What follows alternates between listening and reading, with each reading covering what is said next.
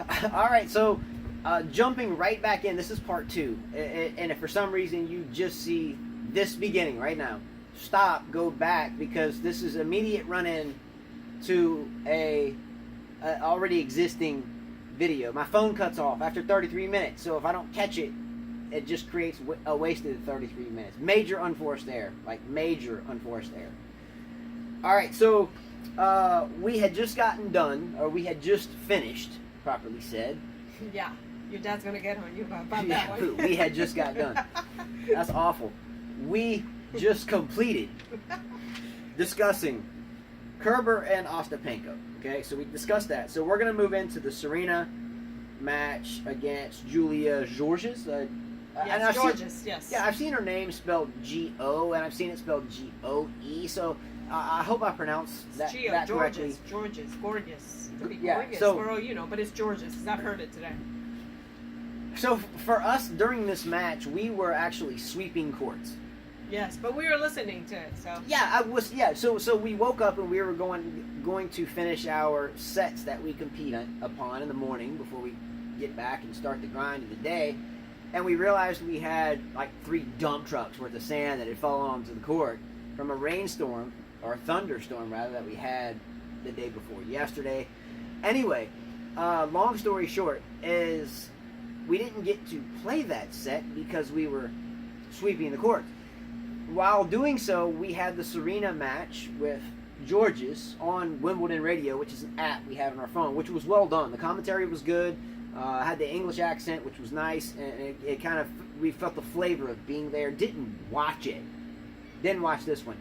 But it seemed like, for me, listening to it, which it was cool. The commentary was great. Yeah, they had to talk fast because they're like, Serena hit her shot down the line. Yeah. Georges returned it, and she scrambles back to the middle, and now Serena hits a backhand cross court, and Georges, he reaches for it. Oh, she doesn't get it. So it was like almost listening to a soccer match. Look, I didn't even have this written down, but having said that, Carla, They had to talk fast. that we have given commentary a pretty rough go, at least on the Tennis Channel. It's tough. Actually, it's a tough thing to for a do. long time, and yeah, I think some of that stuff's a little kind of snooty tooty, but the commentary that we heard on Wimbledon Radio, play by play, like, she approaches, she's inside out, she's doing she just drew she reaches for the ball. Oh, she hits the overhead. Yeah, it's out. It's exciting. They make it exciting, but they have to talk fast. I'm gonna give these. It was a young lady with an American accent, Mm-hmm. and it was a gentleman with an English accent standing up. She was a player. She used to be a player because I heard the guy say, "Oh, you used to play doubles with Georges." So that means she was. I don't know her name, but I'll find out. She was a professional tennis player not too long ago. She retired, so. Yeah. Hey, they did a great job. Look, maybe one day I'll watch a Wimbledon match and then turn the television down and then turn the Wimbledon radio up, and hopefully they're on the same timesheet. They are. Doesn't your dad watch the matches? He doesn't watch them. He listens to them. So he's probably used to this. Yeah, the commentary on Wimbledon radio was amazing. Wow. Yeah. Standing ovation for sure.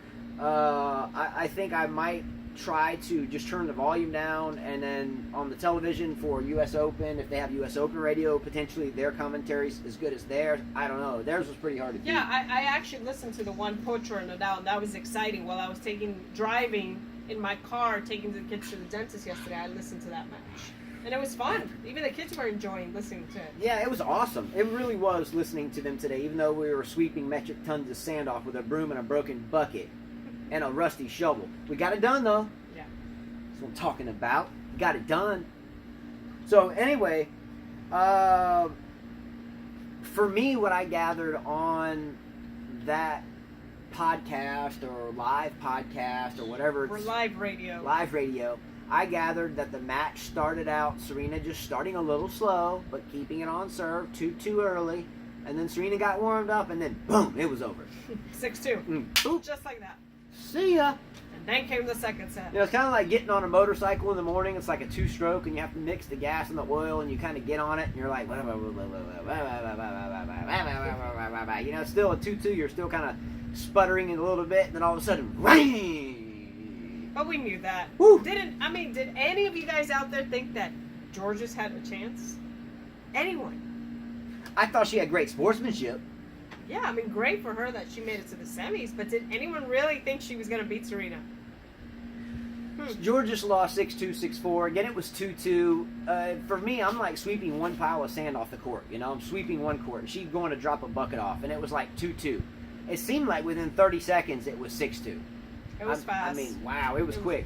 The second set, I think, took a little bit longer, even though it was 6-4. I think it was pretty quick. I'd have to check the match time for this match because it was quick. Well, they delayed the second match. They delayed Serena and Georgia's match because the first one finished so quickly. So, I mean, both matches were... I guess the people who had tickets didn't really get their money's worth today.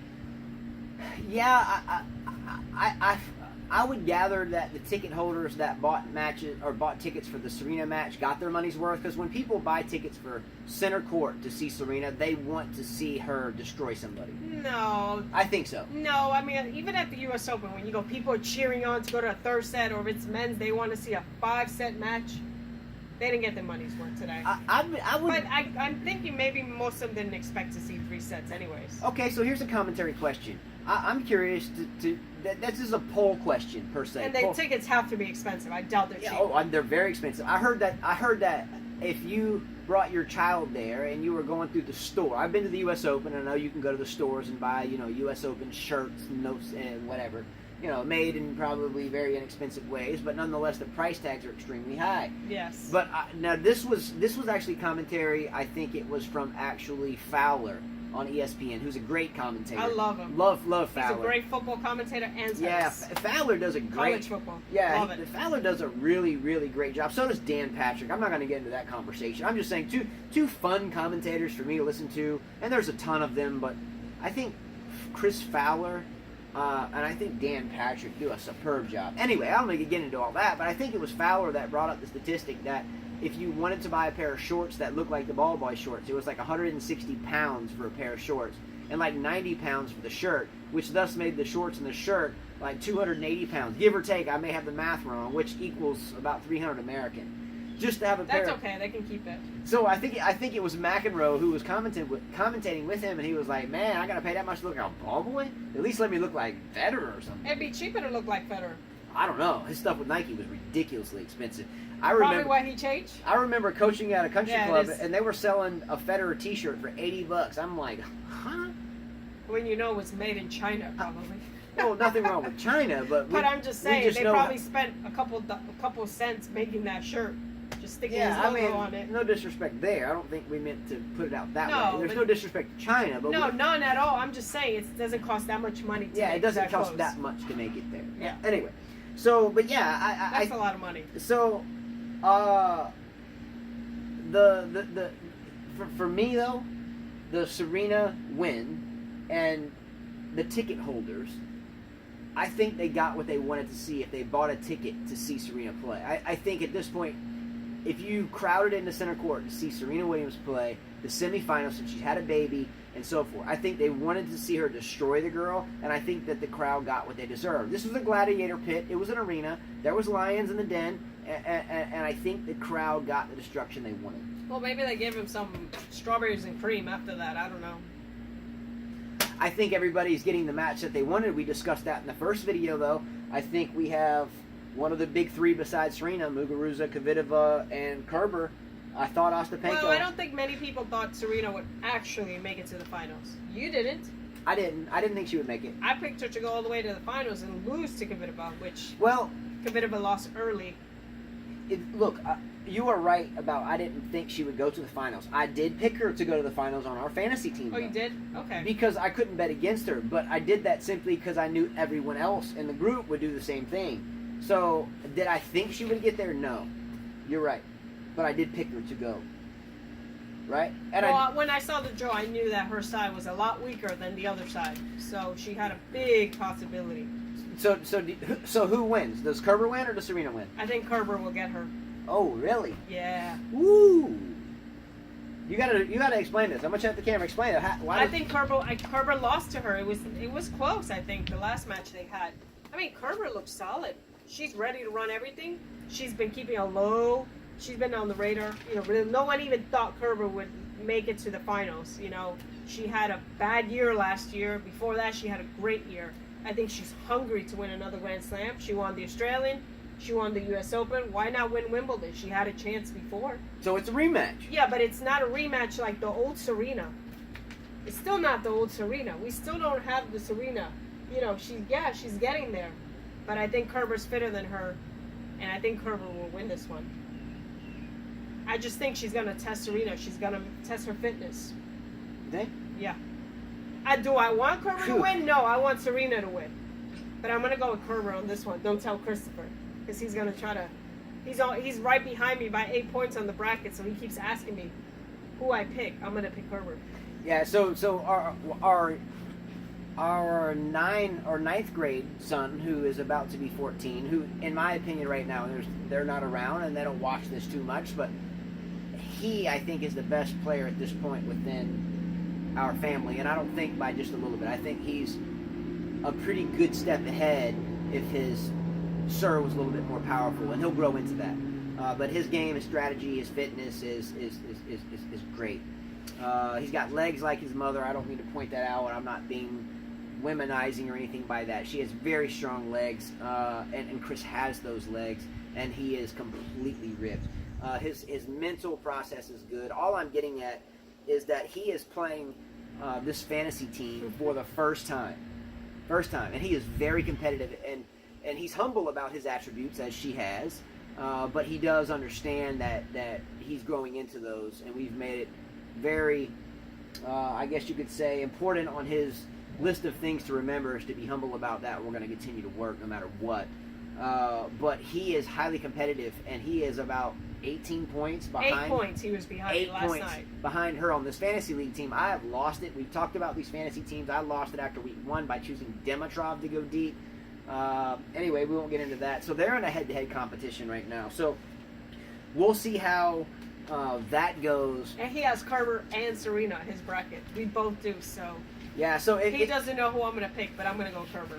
So if it's up to me, though, oh, man, again, if you look about a month or so ago, I did a video on the top 8 athletes of all time, men and women combined.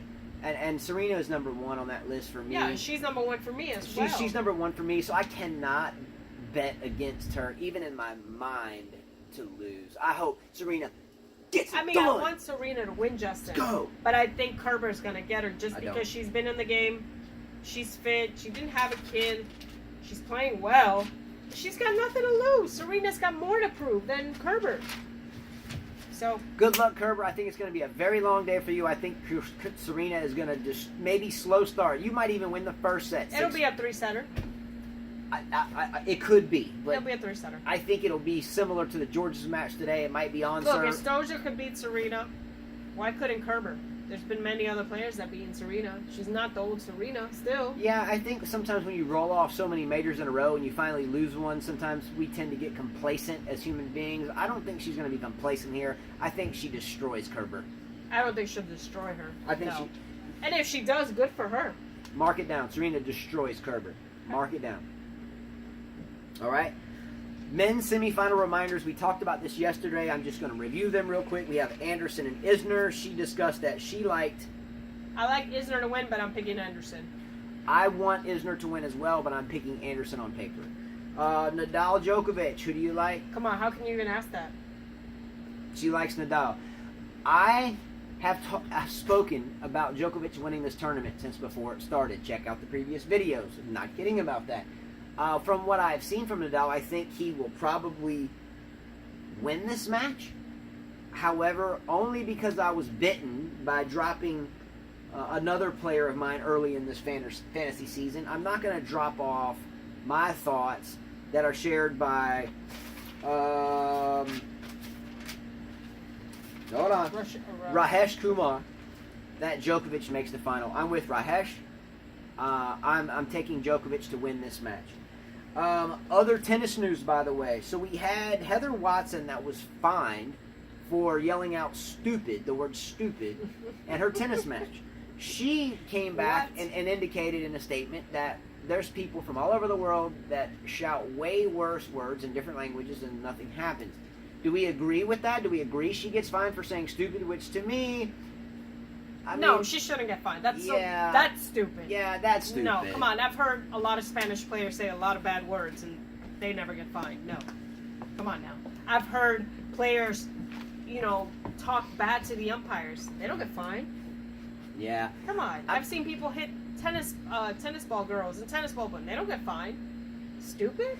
Yeah. What I think happens a lot in this game. I think when we're watching TV and we're watching people pound their brains out on NFL, or we're watching people getting hit in the face with foul balls in baseball, and it's all really quite intense at times, and all the fumbles, and they're cursing at each other on the sidelines, and we don't say anything about that. I understand that. Tennis is a different game. I understand that.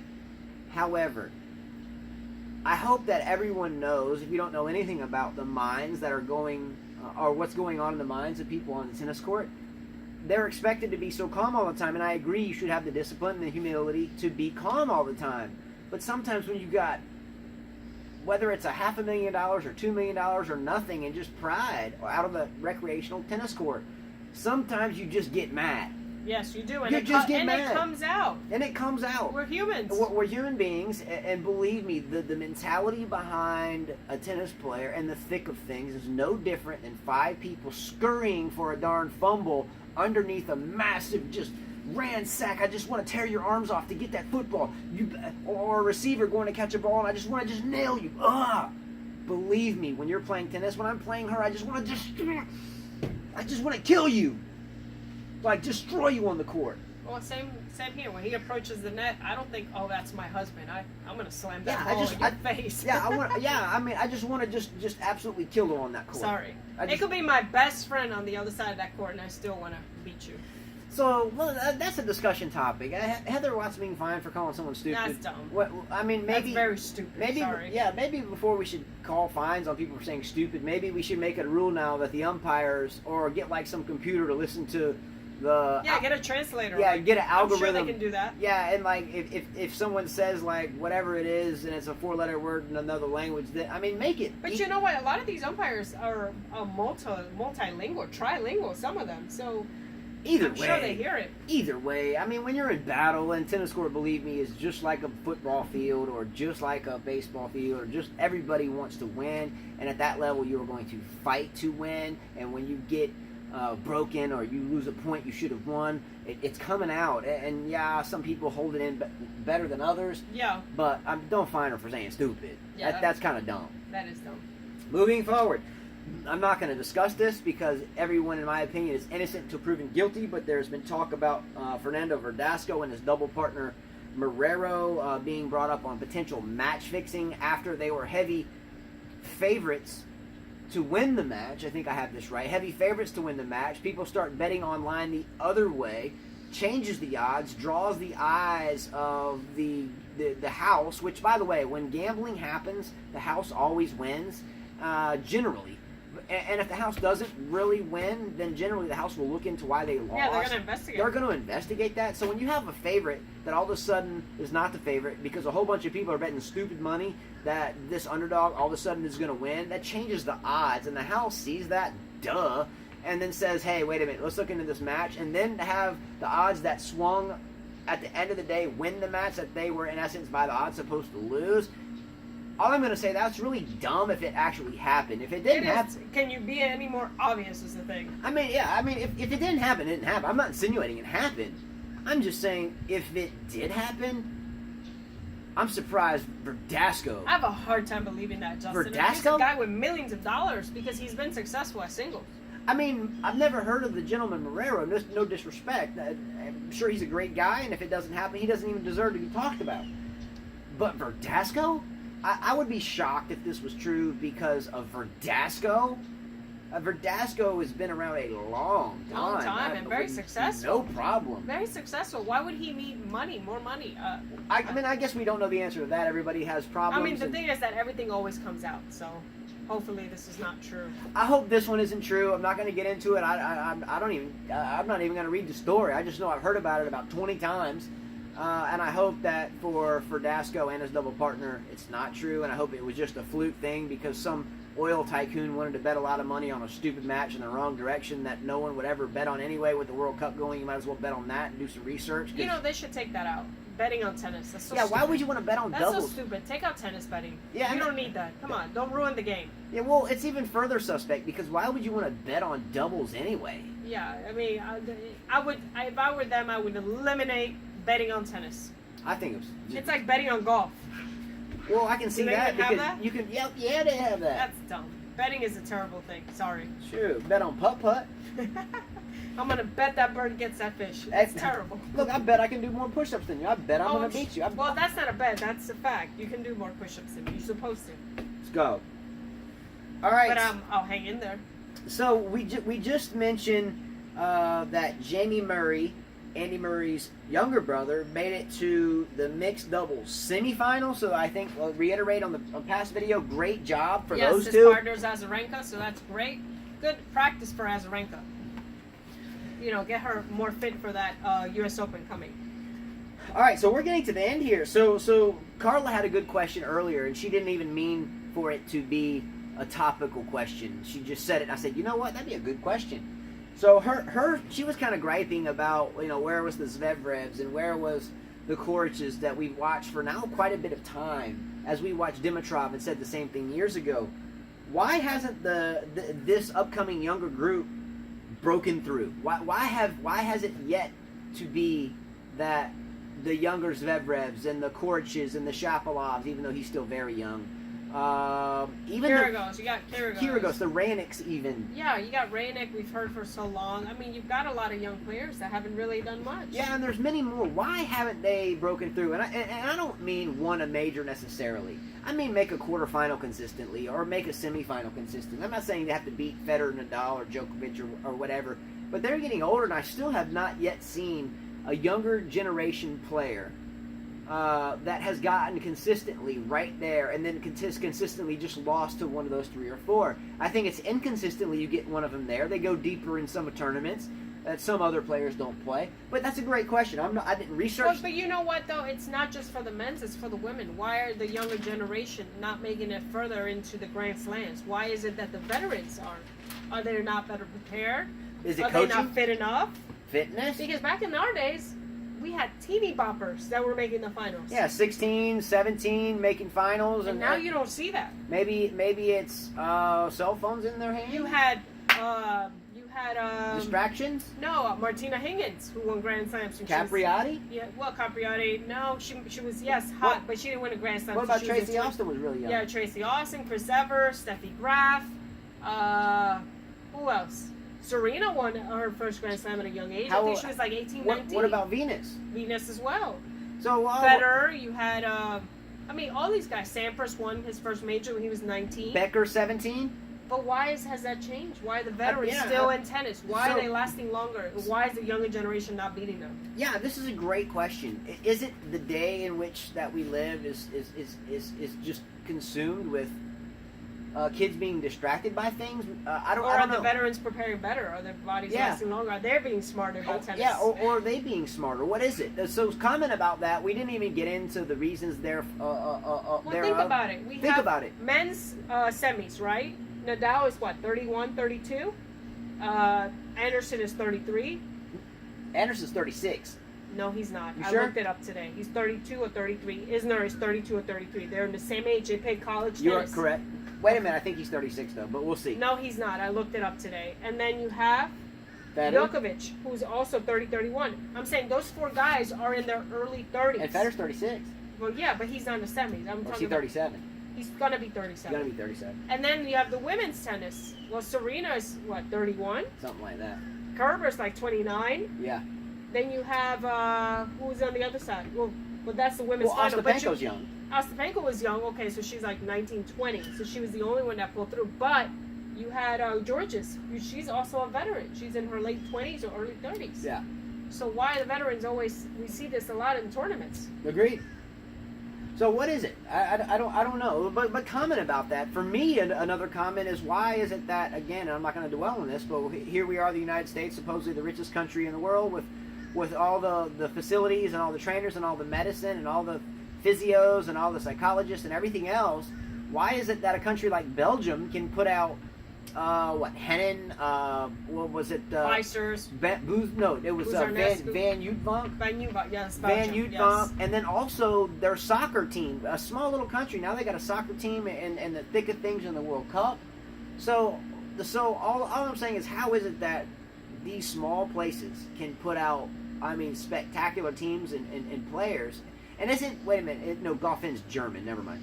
Anyway, but I think it's reason to. Is he German? Goffin is he German? I don't think he's German. Is he from Belgium? I think he is. Yes. I didn't even mean to bring up Goffin. He's another tennis player. I thought he was German. Well, do you think that maybe in America he might be Belgian, we have more distractions, and whereas in the European countries they're a lot more disciplined, and maybe kids don't have smartphones or watch dumb shows, or they're a lot more disciplined, I think. Yeah, I don't know. I don't know if it's coaching. Subject. I don't know if it's parenting. I don't know what it is. I think it's coaching too.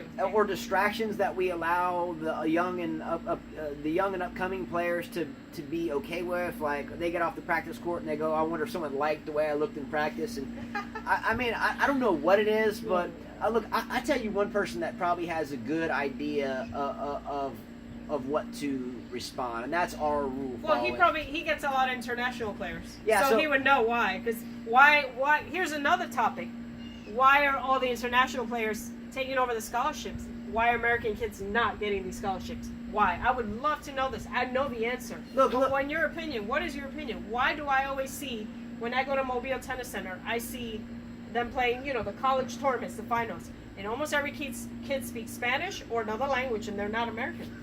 Why? Look, this is a great question for Arul Fallen because he is in the thick of things at that level, and I think it's a very difficult position to be in from a coach. And I don't think there's nothing wrong that they give these kids scholarships. I think that they should give the scholarship to those that are the best and that deserve it. I agree totally. See, here's the thing: at that level, from a coaching perspective, you have to win or you lose your job. Yeah, and I think win. whoever is disciplined enough to practice, to be better, that's the person that deserves that scholarship. Exactly. It doesn't matter if they're... I don't care what race you are, where you come from, but that's the person that should play for you.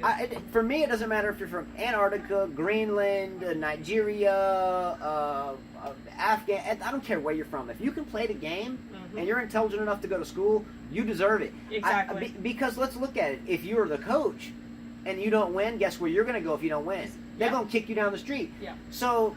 forget about that aspect of it, but my question is why is it that we see less and less and less promising, fighting American tennis players these days? Forget about the scholarship about it. Again, I'm just saying, it goes all the way around. It's in junior tennis, it's in colleges, and it's in the professional tennis. We see less promising Americans. Is it too much country club pushing? I mean, I filled in at country clubs numerous times, and I find myself having to brown nose to keep a job, or to tap balls to people to try to make them look good on the doubles court, only to them brag that they win when you were just playing anyway, which cost you. So you never know what to do. It's like you have to kiss butt. Justin, what I told you, I come from New York, where in New York they would find kids even that weren't privileged to afford these lessons. They need to go out there and look for these kids.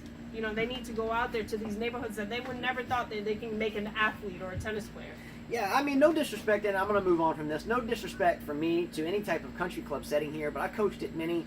Half of them I found myself having to try to kind of puppy dog my way through to fit in, and realize I kind of didn't. And then, you're asked to play at certain times, and then you realize, I don't know if it's best to let these old timers win. But at the same time, when it's at the country club setting, it's very two-faced. You're not going to get your best player from a country club. Let's be real. You're going to get your best player from somebody that's hungry, that has nothing. Yeah, and that's what happens over there. Yeah, so only bring up the country club aspect of it because I find more and more public courts are run down with cracks and the net's falling off, and there's 7-foot ant piles on them. But if you go to the country club, they're fine. But yet all the kids that go there can only play halfway decent if they have the latest racket. If they have a bad practice, then it's the racket's fault, or they throw it at someone like me that used to coach there and have to string rackets in those facilities, hey, or it must have been your string job, and have a 12-year-old look at you like you're a piece of garbage when you played the game for 38 years and you got 5 kids at home. I didn't come from that. So all I'm saying is sometime at the country club level with the whole, I need the new shirt, I need the new clothes, I need the new shoes, I need the new racket, I need the new strings, I didn't play well, string that for me. Even insofar as is where those kids disrespect the same coaches that are teaching them, sometimes people just get done with it. And I'm sorry, but if, in my opinion, if my kids acted like that, I'd drag them off the court and give them an old beat-up t-shirt from a thrift store and a wooden tennis racket and flip-flops and tell them we're going to play that way. So I think that has a lot to do with American tennis, is the absolute ridiculousness of the spoiled attitude that I see in the same shots. Loopy, moonball, and then complain if they lose when they got the latest gear. Anyway, I'm going to move on from that because I'm passionate about that. That's another subject. And that's another subject for another day. I think in the United States it's become too complex in terms of get in where you fit in. If you're not at the local country club, then, whatever. Well, you got an example. Djokovic came from nothing. Look at where he practiced. Yeah, his parents had a business and everything, but, a lot happened in his country. But he struggled. And he made it. So look, there's a good example right there. Yeah, I think he used to hit balls against bombed-out swimming pools after the Kosovo War back in the day and train against bombed-out swimming pools. But we're going to move on because we're going to lose time. I think we have about 2 minutes. Okay. So in closing, she had a good fact today. Jack Draper was a boys singles player, the first British boy and the boys semis at Wimbledon in 5 years. Great knowledge. Don't forget to help us with any ideas and moving into hard court season for us. How do we cover it with a lot of tournaments? Again, next week there's some clay and grass stuff going on, but I think the first hard court is Atlanta the week after next.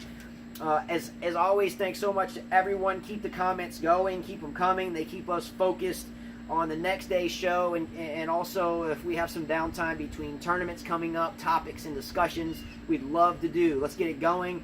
Our Rule Fallen, thanks very much. Let us know if there's any home matches coming up soon. I'd love to bring the boys there, the whole crew, all 7 of us, man. Roll deep, right? I'll bring the skateboard. Great first comment to Rajesh Kumar. A shout out to Vlad's Music Box from Serbia, big time researcher. We always appreciate you. My dad out there that brought in a lot of comments and has always corrected us about speech and everything else for a long time. Appreciate that. Carla's dad as well, big soccer guy, and the same gentleman that trained her, as well as many other coaches in her life as well. Same for me. So shout outs to all you guys that watch. You're all very important to us and have always been. And a quick kids update. All of our kids trained well today. The youngest one, the 2-year-old, the 5-year-old, the 9-year-old, the 14-year-old, soon-to-be 14-year-old, and Jonathan, the 16-year-old. Our Rule Fallen, we'll see how that goes, and we'll hope that they get better before we even think about any type of future. They can be better. As always, though, my one and only super lovely, muy bonita, mamacita, a cinco niños. Ooh. She's a big help to me. Always great stuff. I really appreciate the help. Too bad we didn't get to play our set today. That's okay. We'll have more time. But we'll hopefully have that tomorrow. Hopefully. So hey, click a like below, subscribe below, and as always, lovely Carla says, Adios. Take care, guys. See you later.